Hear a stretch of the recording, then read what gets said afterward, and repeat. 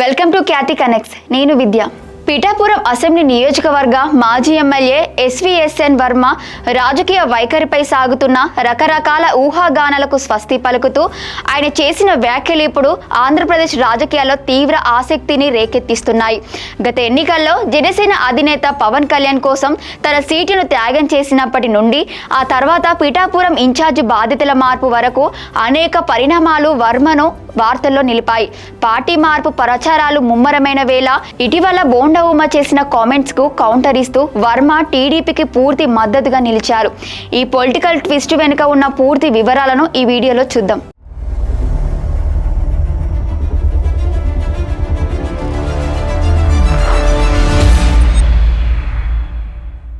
Pithapuram assembly నియోజకవర్గంలో 2024 ఎన్నికల నుంచి రాజకీయ సమీకరణాలు వేగంగా మారుతూ వస్తున్నాయి.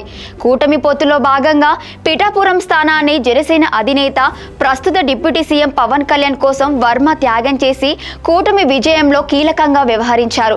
అయితే ఎన్నికల అనంతరం స్థానికంగా రెండు పార్టీల శ్రేణుల మధ్య తలెత్తిన ఘర్షణలు మరియు ఆధిపత్య పోరు రాజకీయంగా పెద్ద రచ్చకే దారితీసింది. మిత్రధర్మానికి కట్టుబడి పిఠాపురం టీడీపీ ఇన్ఛార్జ్ పదవి నుండి వర్మను అధిష్టానం తప్పించడంతో ఆయన తీవ్ర అసంతృప్తితో ఉన్నారనే వార్తలు విపరీతంగా ప్రచారమయ్యాయి.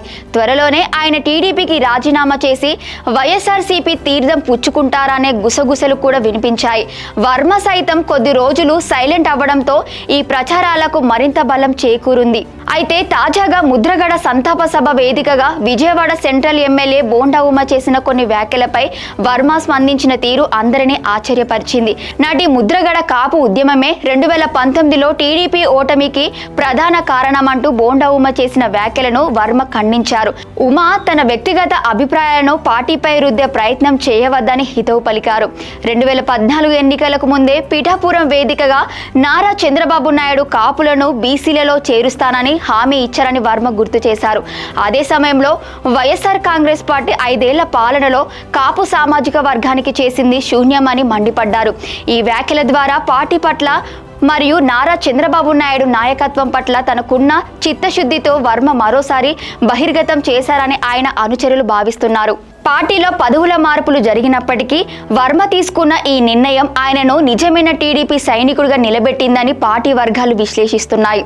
బోండా ఉమ వ్యాఖ్యల సందర్భంలో పార్టీకి నారా చంద్రబాబు నాయుడు నిర్ణయాలకు మద్దతుగా నిలిచిన మొదటి నాయకుడిగా వర్మ నిలవడం విశేషం. పార్టీ మారతారనే రూమర్లకు చెక్ పెడుతూ కాపు సామాజిక వర్గం విషయంలో మరియు పార్టీ స్టాండ్ విషయంలో వర్మ స్పష్టమైన క్లారిటీ ఇచ్చారు. పిఠాపురం నియోజకవర్గంలో కూటమి సంక్షేమం దెబ్బతినకుండా చూస్తూనే పార్టీ అధిష్టానం వద్ద తన ప్రాధాన్యతను నిలబెట్టుకునేలా వర్మ అడుగులు వేస్తున్నారని పొలిటికల్ అనలిస్టులు అభిప్రాయపడుతున్నారు. పార్టీ మార్పు వార్తలకు వర్మ చెక్ పెట్టడమే కాకుండా టీడీపీ వర్సెస్ వైఎస్ఆర్సీపీ కాపు రాజకీయాలపై స్పష్టమైన కౌంటర్ ఇవ్వడం పిఠాపురం పొలిటికల్ హీట్ ను తగ్గించింది. మరి రాబోయే రోజుల్లో అధిష్టానం వర్మకు ఎలాంటి సముచిత స్థానం కల్పిస్తుందో వేచి చూడాలి. మరి బోండా ఉమ వ్యాఖ్యలకు కౌంటర్ ఇస్తూ ఎస్విఎస్ఎన్ వర్మ టీడీపీకి మద్దతుగా నిలవడంపై మీ అభిప్రాయాన్ని కింద కామెంట్ సెక్షన్లో తెలియజేయండి. మరిన్ని తాజా అప్డేట్స్ కోసం చూస్తూనే ఉండండి. Thank you for watching Khyati connects.